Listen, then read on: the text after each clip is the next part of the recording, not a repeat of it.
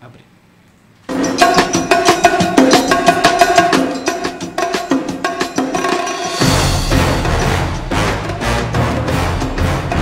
Você está ouvindo Estado Cidadão. Olá, tudo bem com você? Está começando mais um Estado Cidadão e hoje, como você está percebendo, nós iremos falar sobre medo nas eleições presidenciais. E eu quero mudar de tela também, quero mudar de câmera, não? Vai continuar essa? Será essa então? Por quê? Porque nós estamos identificando algumas tendências que podem ser preocupantes, inclusive na boca de analistas políticos e principalmente na boca de candidatos que estão enfrentando as eleições, e a gente precisa mostrar de alguma forma as perspectivas sobre esses discursos, sobre esses devaneios, essas loucuras. Afinal de contas, depois das eleições acontecerá o apocalipse, então a gente está no ar agora e também a gente está no ar com trilha. Cadê a trilha, Chris? Chris Roger, cadê a trilha? Hoje, com a presença de Cristiano Roger, ele que é do Curitiba, do movimento Curitiba contra a Corrupção. Eu vou achar você, Cris. Aqui! Tudo bem com você, Cris? Tudo bem.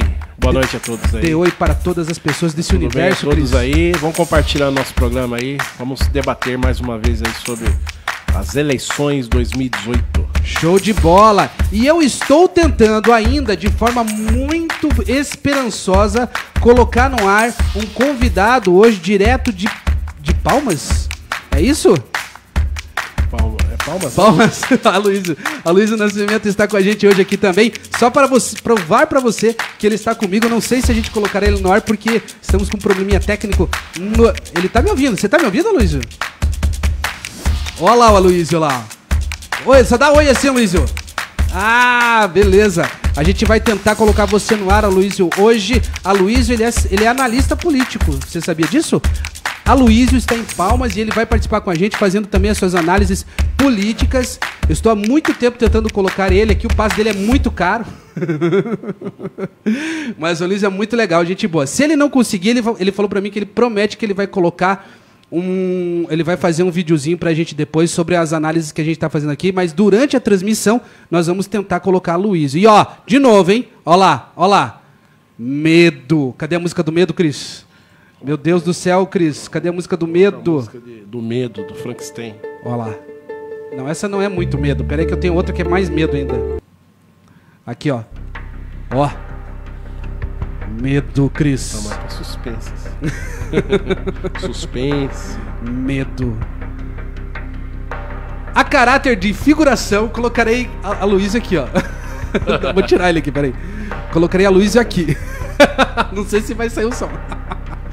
Mas enfim, hoje eu quero inclusive, nesse primeiro momento, falar sobre o porquê da escolha do medo e depois nós iremos caminhar o nosso papo para cima daquilo que já está definido de alguma forma dentro do espectro das nossas análises. Então, deixa eu abrir aqui. Não tá vindo? Tá vindo, né, Cris? Tá. Qualquer coisa é outra coisa, tá? Não fique nervoso comigo, tá, Aloysio? Então vamos lá. Envolvido nesse medo terrível, envolvido nessa situação difícil que está hoje o país. Muito medo, muito medo. Por que medo? Porque se você olhar na boca das pessoas, principalmente aquelas que são formadores de opinião, aquelas pessoas que estão hoje, de alguma forma, influenciando outras pessoas, nas redes sociais principalmente, elas estão alimentando medo. E essas eleições de 2018 marcam a história do Brasil como um processo eleitoral baseado no medo perante um futuro incerto. Porque os políticos, os analistas, os grupos, por que eles promovem o medo para defender as suas ideias? Por quê? Esse é um tema do broadcast de hoje.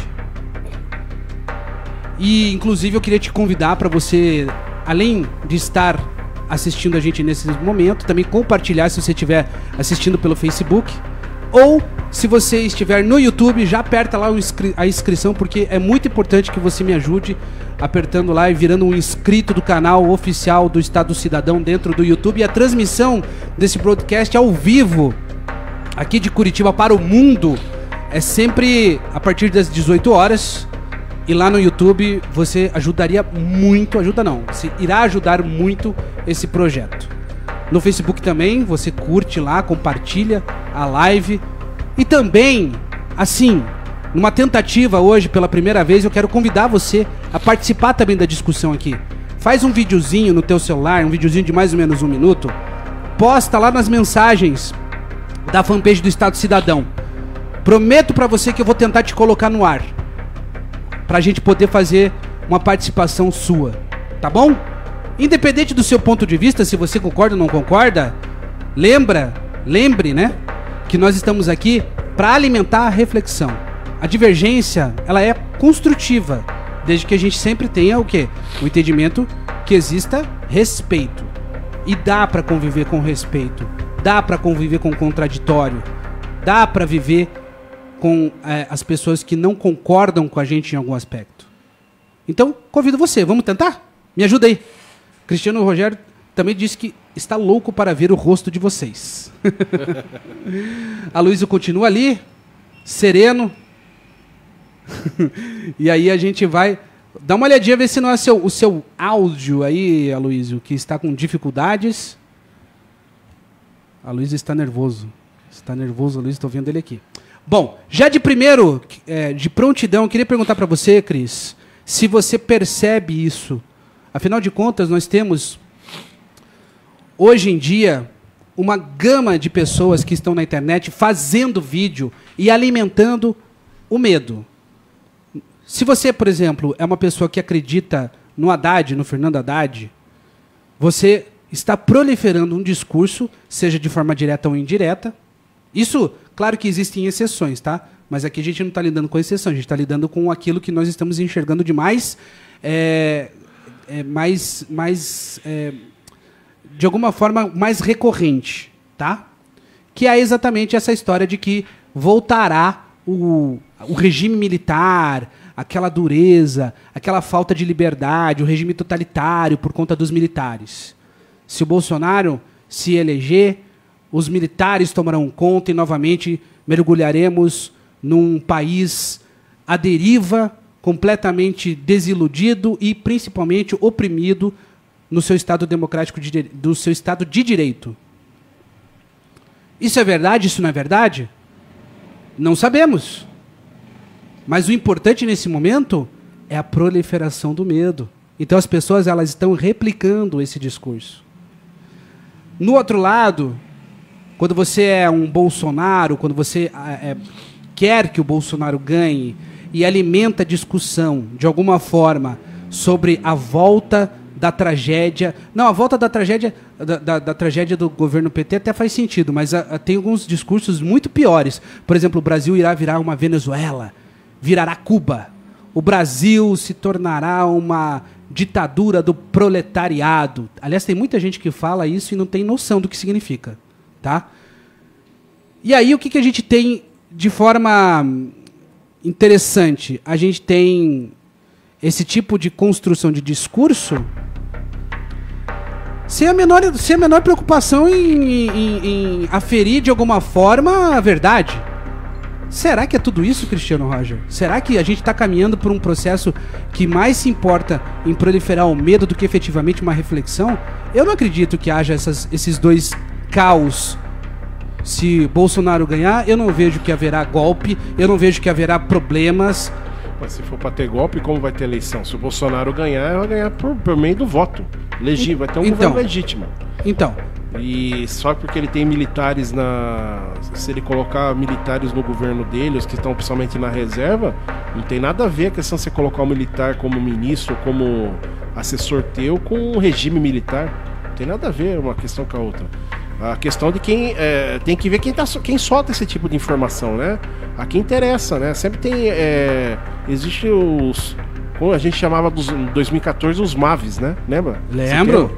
Tinha os MAVs, não sei o termo agora para essa eleição, mas o papel dos MAVs, que são hackers aí, formadores de opinião piratas aí, né? Sim. Que tem como objetivo soltar mentira, fake news aí, informações incoerentes. Agora, você não pode oferir para alguém alguma coisa se você não teve ela ainda como presidente ou no governo, entendeu? Agora, voltando à questão do PT, é bem diferente. Se fala sobre uma tragédia se voltar um governo, por exemplo, do Haddad, porque o Brasil já experimentou 13 anos de governo do próprio PT, né, do PMDB junto, entendeu? Sim, sim. E a questão que falam que o Brasil vai virar uma Venezuela ou não, talvez exista uma lógica, isso não é medo, isso é fato, né? Existe uma lógica, porque tudo que aconteceu na Venezuela, o que estava acontecendo no Brasil, principalmente com a questão do aparelhamento. A gente falou sobre o aparelhamento do Estado aí na sexta-feira, né, que a gente falou? Lembro. Sobre a questão do aparelhamento. Lembro. Começa por aí, com uma revolução socialista, nos moldes foi feito na Venezuela, começou com o aparelhamento de todas as instituições. Mas eu particularmente, o Brasil é mais difícil virar uma Venezuela, no meu entender. Primeiro que o Brasil é um país continental. Segundo, as Forças Armadas, se a gente for analisar, elas são independentes, né, Rafael? São independentes. São independentes. Então, teoricamente, né? Teoricamente. Peraí, elas não são independentes, elas são subordinadas ao presidente da República. Sim, mas elas são Forças Armadas do Estado, não de governo. Tá. Pelo menos até o que eu vi até agora, né? Lá, no caso da Venezuela, as Forças Armadas estavam a serviço de um governo, né? Não do Estado. Mas isso não é relativo, Cris? Porque o governo é o Estado naquele momento. Mas depende, porque quando você fala que é de Estado, por exemplo, você vai estar respeitando as Forças Armadas ou qualquer, por exemplo, até falando de Polícia Federal, ela vai estar trabalhando em prol da sociedade do Estado, não daquele governante. É como, por exemplo, se fosse assim, então, por exemplo, vamos dar o exemplo da Lava Jato. Tá. Se a Polícia Federal trabalhasse para um governo, eles não estariam investigando pessoas ligadas ao PT quando a Dilma era presidente, por exemplo. Entendeu? Porque ali mostrou uma autonomia e independência da instituição Polícia Federal. Mesmo assim, eu penso das Forças Armadas também. Até que me prove o contrário, né? Tá, ok, mas você também enxerga que existe essa polarização também da política do medo? Eu sinceramente... Porque você é declarado Bolsonaro. Eu assim, das pessoas que já têm voto já decidido por Bolsonaro, eu não vejo essas pessoas com medo. O que eu vejo de algumas pessoas de outros candidatos, por exemplo, eu não chamo de medo, eu chamo isso de desespero.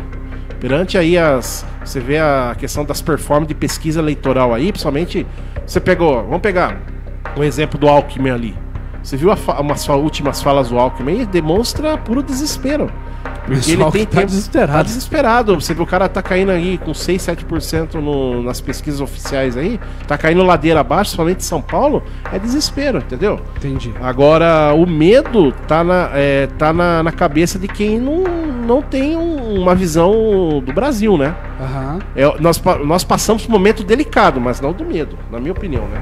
Entendi. Bom, Aloysio, vamos tentar aqui, Aloysio, de novo, vamos ver se você irá falar. Fale para mim, por favor. Vamos tentar aqui. É o meu programinha aqui de transmissão que não está te escutando, porque você tem som, eu só não estou te encontrando. Vamos continuando aqui caminhando, porque eu queria também falar, não perca as esperanças, hein? Não perca, Aloysio.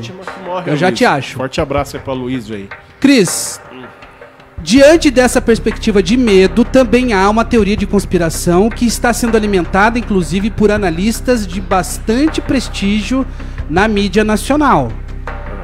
Mesmo assim, hoje eles estão dizendo que o Bolsonaro ainda tem ele ainda está bastante debilitado e que pode estar acontecendo uma cortina de fumaça, porque o Bolsonaro pode estar muito doente e ele não quer que as pessoas saibam disso. Fazer um Tancredo Neves 2 aí? Então, é isso que pode estar acontecendo. Eu não acredito. Eu vi uns vídeos dele aí demonstrando. Na sexta-feira a gente falou, né? Você mostrou o vídeo dele, né? Na sexta-feira. Mostrei na sexta-feira o vídeo dele. Uma boa recuperação. Eu não acredito nisso. Não acredita nisso? Não. É muita conversa. É muito assim, por isso que eu falo. Eles têm que criar esses casos aí, Rafael, para dar audiência. pra dar audiência. comentar alguma coisa, entendeu? Pra comentar. Então eles ficam inventando histórias aí mirabolantes aí pra aguçar a curiosidade do coletivo aí, né? Do coletivo da sociedade, entendeu? Entendi. Aí, assim, se eu vou te falar o que eu recebo por dia aqui, a todo momento, um monte de histórias aqui, cara, se eu for acreditar em tudo que vem aí, eu tamo ferrado, né? Por quê? Tem que ter critério, você tem que ver a fonte de onde que esse... Tem muito fake news, cara. A gente tem que tomar cuidado com essa questão do fake news, aí, dessas informações falsas, né? A gente tem que sempre procurar fonte, né? Tem vindo muita informação. Isso é verdade. Tanto é verdade, Cris, que eu tenho aqui, inclusive, vou mostrar para vocês dois um vídeo que hoje foi veiculado nas redes sociais do Bolsonaro. E esse vídeo, ele demonstra mais uma vez que o Bolsonaro está bem e ele está sendo, inclusive, ele está demonstrando que ele tem força, que ele está bem certinho, está tudo certo com ele. Inclusive, fez ao lado de uma pessoa também bastante polêmica, que é o Carlos Vereza, e eu quero botar para vocês aqui no ar, tá? Então vamos escutar este gato, que está magro, inclusive, viu? É um vídeo que ele soltou hoje, ó. Olá, amigos. Estou tendo a grata satisfação de receber a visita aqui do Carlos Vereza. É um João conhecido de algum tempo, um amigo, um conselheiro. Eu quero agradecer o seu gesto de confiança e solidariedade num momento tão difícil que ainda estou passando na minha vida. Dizer a ele e a todos vocês, né? Se Deus quiser, a partir do ano que vem, juntos mudaremos o destino do Brasil. Obrigado, Vereza. Nada, obrigado de nada. Olha, é um dever meu, pelas crianças, pela família, pelo país. Estamos juntos, meu irmão. Obrigado. Muito bem. Então estamos aí com ele, magrão. Aloysio, você pode falar? Vamos tentar de novo. Tá me ouvindo? Acho que agora ele não está me ouvindo. Não. Então tá. O que você acha, Cris? Eu acho que ele está em plena reabilitação, entendeu? Agora, para alguém que levou uma facada em menos de 20 dias aí, praticamente, que, tá que bem, vai estar né? em tá pé, bem, né? Tá bem. Fazendo flexão, entendeu? Ele está tendo uma recuperação no hospital né, de alto padrão, né? Sim. A gente tem que confiar na medicina, nos profissionais que estão cuidando dele. Igual eu te falei na sexta, sobre a questão da investigação, da questão dele. Que a Polícia Federal resolva. Tá. A questão da campanha dele, ele tem que tocar, entendeu? Eu vejo assim, por isso que a gente está falando. A campanha dele, na verdade, quem está fazendo a campanha do Bolsonaro hoje, na verdade, Rafael? Quem está fazendo? Ele, na verdade, né? Não, mas tá assim, na rede social, mas quem está fazendo na rua a campanha? O cara não está tendo campanha praticamente de rua. Foi aquilo que a gente falou na sexta-feira, né? O Bolsonaro, na verdade, ele está prejudicado. Está prejudicado. O atentado, apesar dos analistas falarem que ele está subindo nas pesquisas por conta de certa simpatia em relação ao atentado, na verdade ele está demonstrando que ele está muito limitado, né? E isso perde muito também a perspectiva de mídia dele, né? Sim. Porque os outros candidatos estão sempre criando fatos. Toda hora nas mídias. É uma eleição atípica, né? Como a gente falou, é uma eleição atípica e a gente vamos esperar o fim dela. Mas do jeito que a coisa está indo aí, praticamente ele está fora do primeiro turno. Sim, está fora. Tá fora não, né? Não, fora, ele tá sim, fora, você diz da disputa, assim, né? No debate e sim, na rua, nesse sim, sentido, né? Está sim, fora do primeiro turno no processo normal da eleição, né? Sim. Bom, entendeu? O Aloysio, ele tá me ouvindo, né, Aloysio? Mas falar você não quer falar, né? Até agora tá quieto aí, não fala nada. Eu tô tentando ligar o teu áudio aqui, não tô conseguindo, Aloysio, mas é uma pena, porque você é um cara tão bacana, tão inteligente e tem uma perspectiva de visão que eu gostaria muito de ouvir. Vamos tentando. Gravar um vídeo lá? Você consegue gravar um vídeo, Aloysio, antes que a gente termine a transmissão? Se você conseguir fazer isso, a gente fica feliz, tá? Eu vou tentar de novo aqui, ver se eu te acho, pelo menos aqui na minha tentativa. Channel Mix, Noise, Region, Braden, Brown, não consigo te achar. Tudo bem, vamos tentando. Há esperança ainda, tá, Aloysio? Junto com você, eu queria também, à medida que a gente vai caminhando, agora que a gente já mostrou o vídeo do Bolsomito, do Bolsonaro, do Bolso Tudo, que na verdade, assim, com muito respeito, Bolsonaro me surpreendeu. O cara é ponta firme. Nesse aspecto, o cara é ponta firme. Não sei se outras pessoas aguentariam o rojão que ele aguentou. Eu queria falar um pouquinho justamente daquele cara que você acabou falando agora há pouco. Quem? Valkymen. O Alckmin. O Valkymen, ele tem uma perspectiva muito triste. Tá mais triste que o Ciro, pra falar bem a verdade. Ele não imaginava, né? Ele contava tudo no tempo de televisão que ele ia reverter a situação dele. Alckmin, pra você, ó.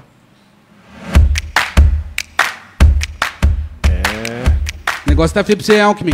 Nem o PSDB imaginava que ia chegar uma situação dessa, né? Você acha que não? Eu acho que não. Eu acho que... Ou ele obrigou a executiva nacional a executiva do PSD a engolir ele goela abaixo. Ou foi isso. Pode ser também. Entendeu? Pode ser também. Opções o partido tinha para outros candidatos, né? O próprio Dória, né? Tinha outros candidatos aí. Pré-candidatos, quer dizer, né? Pode ser também. Na verdade, assim, o Alckmin, ele... Não sei se por conta de capricho, não sei se por conta de ilusão. O Alckmin, ele destruiu qualquer perspectiva que o PSDB poderia ter de disputa quando ele queimou, naquela disputa interna do PSDB com o João Dória, ele queimou ali. Sim. Ele queimou todas as fichas dele ali. O João Dória teria muito mais... Tenho quase certeza que o Dória poderia ter uma performance muito mais forte do que ele, entendendo que a necessidade hoje do cidadão é basicamente sobre esse aspecto de ter um outsider, seria assim, né? Um outsider para chamar de seu, né?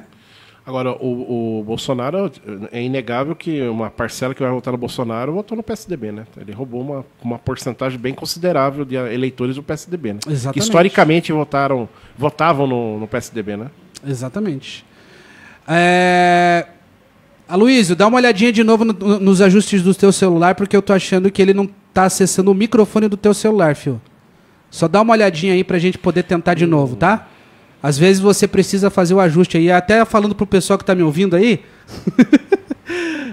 uma dica muito importante, na hora que você for fazer um vídeo, olhe se a sua câmera e o seu microfone do seu celular está sendo acessado pelo navegador quando você quiser fazer uma live que nem a gente aqui, tá?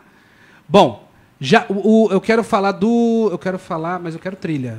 Essa trilha hoje está derrubando o pai. Vai de novo. Quero falar um pouquinho do Alckmin, na verdade.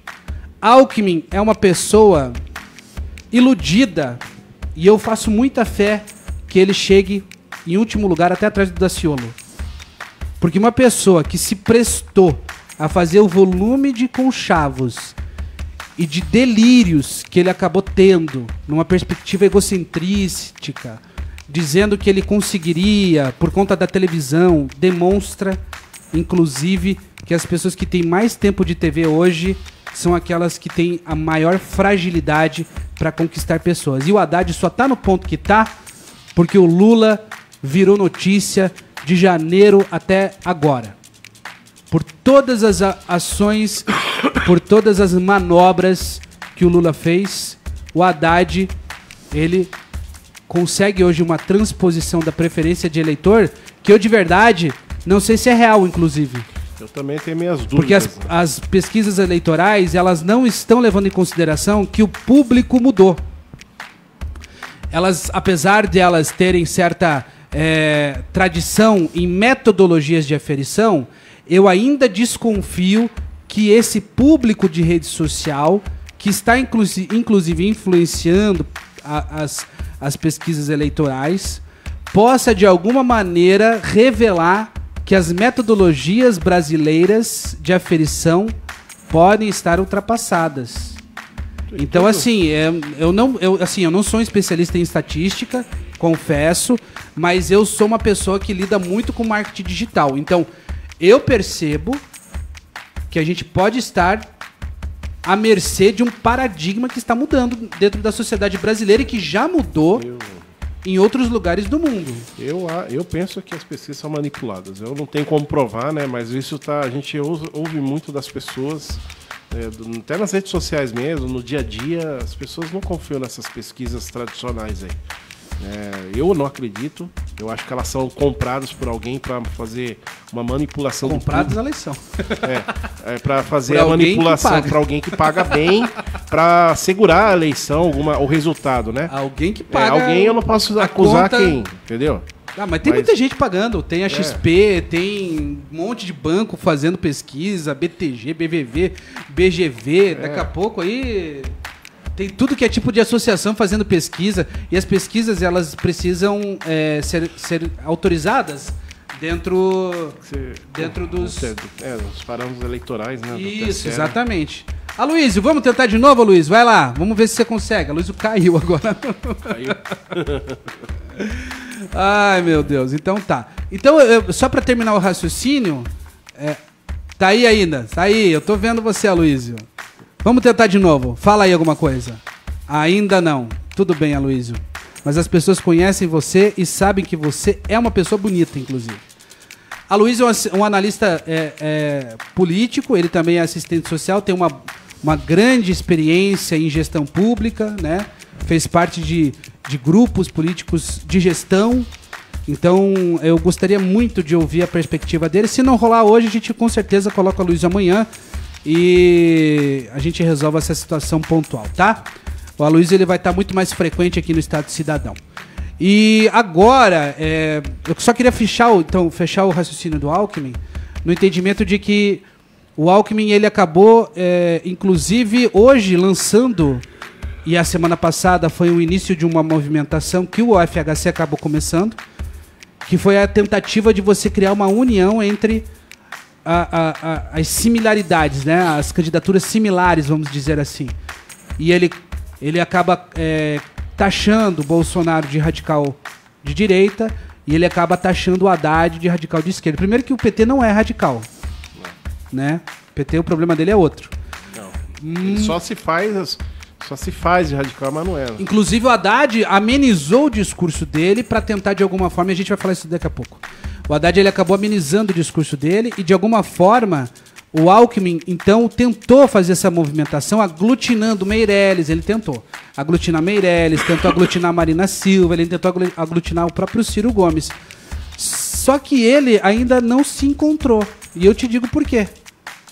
Ele não é de esquerda, ele não é de direita, ele não é de centro, ele não é nada.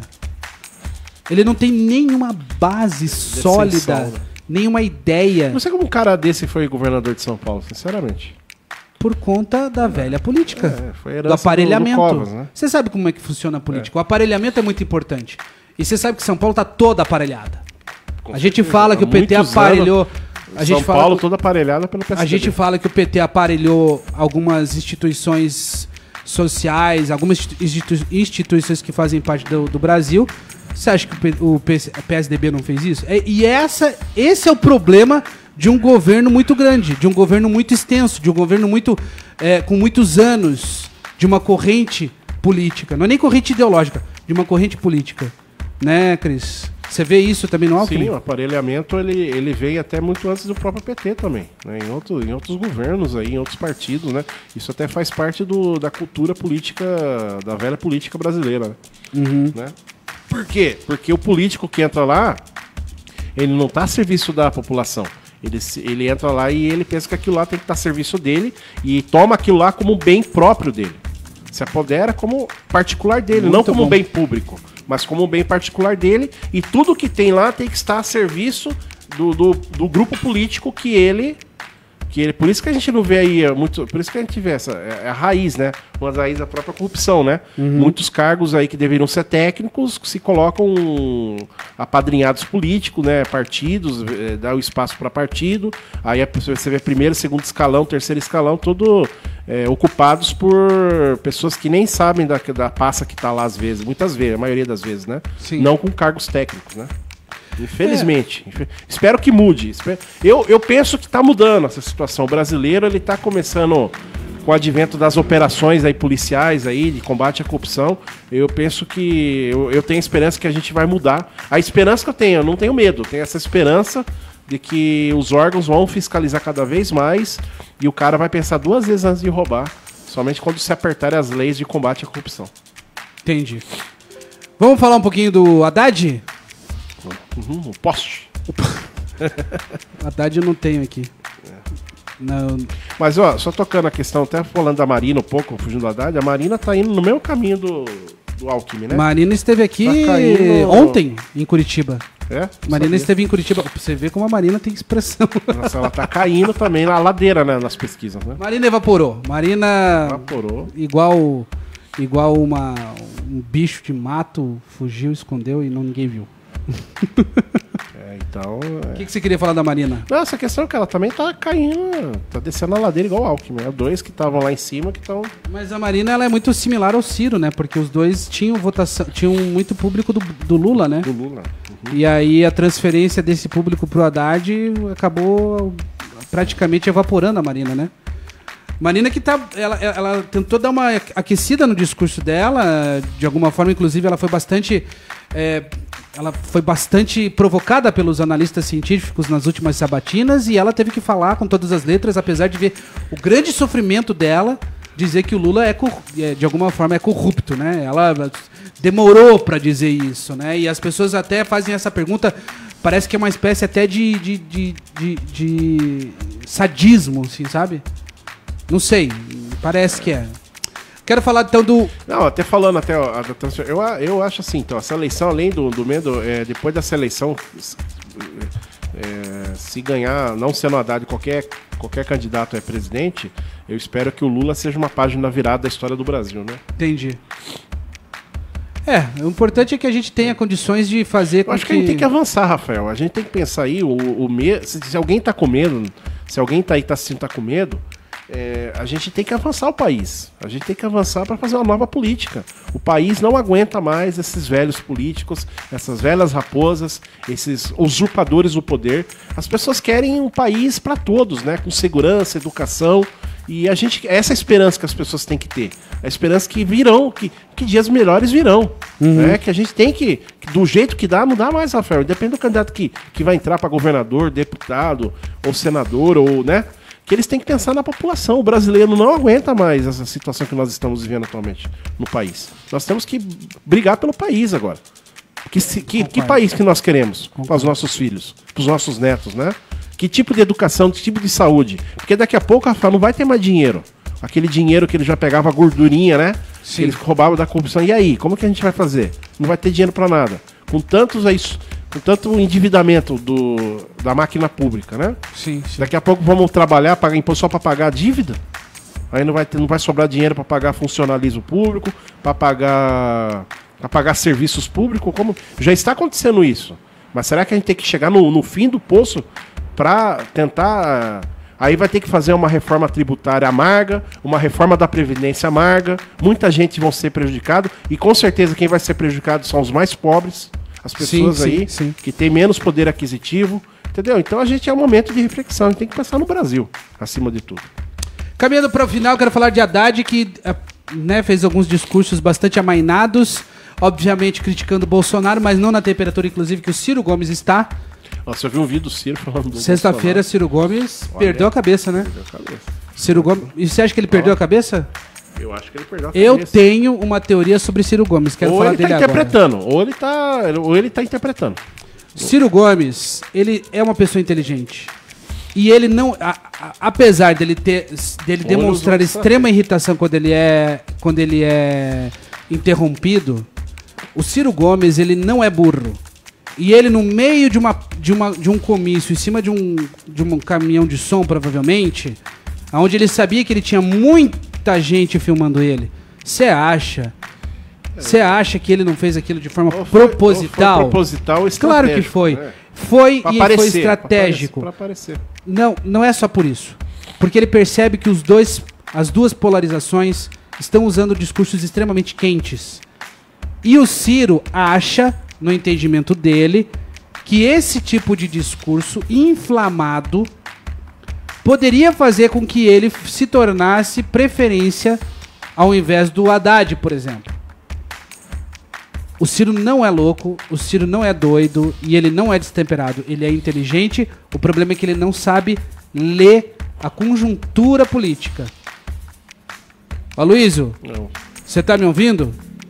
Diga se eu tenho certeza, se eu tenho razão ou não, eu sou louco. Diga com apenas um movimento da cabeça. Que querido. Ele falou que mais ou menos. Ah, meu Deus, Aloysio. Aloysio, ele tem opiniões bastante na minha analíticas em opinião, relação ao Ciro. se o Ciro tivesse tirado esse pragmatismo, se ele tivesse tido um pouco mais de pragmatismo, conversado até com o próprio PT, ele estaria em uma posição muito melhor. Se ele tivesse saído como candidato da esquerda... Mas ele não aceitaria, ele é Ciro Gomes, ele estaria aí vice... com certeza já é segundo turno, Ciro Gomes e... Mas ele não o PT, ele fala que o PT deu pra ele a sugestão que aconteceu com o Haddad. Ele fala que ele seria o vice do Lula nos bastidores, mas não é verdade, porque o PT nunca negociou a vice-presidência do Lula. Eles já falaram que era o Haddad e o Ciro seria o vice do Haddad nessa conjuntura, ocupando inclusive o papel da Manuela Dávila. Mas o PT realmente nunca deixaria de colocar um na cabeça, né? Nunca. Ele nunca negociaria o cargo majoritário. Não. Mas o Ciro Gomes acabou, até certa forma eu achei corajosa a ideia dele sair sozinho, e ele demonstrou, apesar de ele errar a mão completamente, ele demonstrou que um outsider que tem presença nas redes sociais é muito mais forte do que aquele fundo... aquele lote desocupado da televisão do Geraldo Alckmin, né? Gente, estamos caminhando para o fim, falamos de Ciro, queria terminar falando do Haddad que a gente não falou, e eu queria só registrar que aconteceu hoje também um presidenciável que entrou para a história, que foi o Fernando Meirelles. O maior doador particular para uma campanha presidencial. Esse é corajoso, esse eu admiro. Esse eu 45 milhões registrados até agora.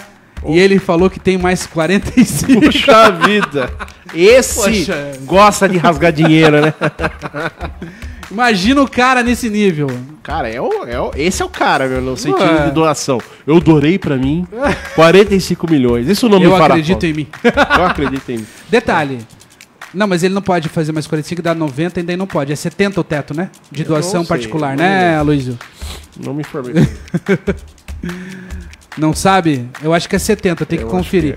Mas uma coisa é certa, né? Fernando Meirelles caiu do céu pro pessoal do MDB, porque o MDB não colocou um tostão na campanha presidencial do Henrique Meirelles. E essa foi... Usou o fundo eleitoral para outros fins. Usou o fundo eleitoral para novamente ocupar... os grandes caciques. Né? E ocupar todas as cadeiras que eles puderem do Senado Federal, que é onde... Do Senado não. Do Senado também, mas principalmente do Congresso. Que é onde está o poder. A mina de ouro. A mina de ouro. Tá ali no Congresso. Enquanto alguns de carteirinha alguns brigam pela presidência. Isso eu digo de testemunho ocular mesmo. Congresso Nacional. Mina de ouro. Uma mina de ouro. Somente as comissões, né? Uma pena que a gente tem candidatos como Renan Calheiros que já estão liderando pesquisas para deputado federal. Triste. Mas o Renan não está como senador? Senador, exatamente. Mas ele lidera as pesquisas. Verdade. Triste mesmo. Mas fizeram também a aferição para deputado federal e tá triste também. Mas voltando a questão do Haddad lá, também, falando a questão do Haddad, ele tá viajando principalmente no Nordeste, né? Onde que normalmente nas pesquisas o Lula tá à frente, tem uma aprovação do PT grande lá, né? Ele tá... ferro e fogo indo pra lá, né? Sim. Tentando buscar a maior transferência de votos possíveis pra ele, né? Sim. Muito bem. Queria agradecer vocês, queria agradecer muito ao Luísio, a tentativa, várias tentativas. A Luísio não sai daí que nos bastidores a gente vai tentar. Queria agradecer muito você, Cristiano Roger, pela participação hoje. Cris está ainda convalescido, ainda sofrendo uma gripe. Mas estamos à disposição porque... A gente tem que analisar o dever nosso, né? Porque é até bom ter esses canais que nós temos aqui, para as pessoas conhecerem um pouco dos candidatos, né? O que há por trás deles. É uma eleição atípica, essa majoritária presidente, né? Exatamente. Mas não esqueçam vocês, agora estamos a menos de 15 dias das eleições, 10 dias, né? Sim, escolha bem seu candidato a deputado federal, a estadual, a senador. Entendeu? Não é o governador, quem está aqui no Paraná ou qualquer escolha, veja-se a história desses candidatos para você não se arrepender depois. Porque não há mais margem de esquecer o nome do candidato que você votou. Isso não dá mais margem. Depois da Lava Jato, isso não pode mais acontecer. Você tem que ter consciência dos seus candidatos, se eles vão representar de fato você lá em Brasília ou no seu estado.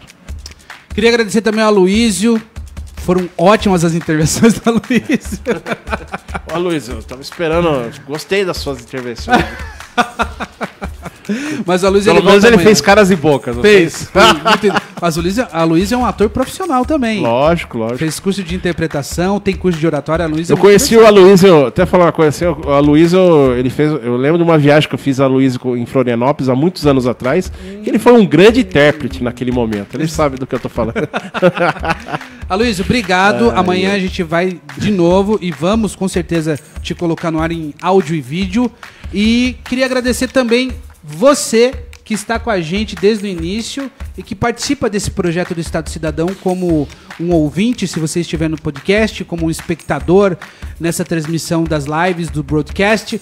E peço a gentileza de que você me ajude todos nós aqui, mantendo esse projeto, fazendo a sua inscrição lá no canal do YouTube e de alguma forma também contribuindo lá na comunidade do Estado Cidadão. estadocidadão.com.br.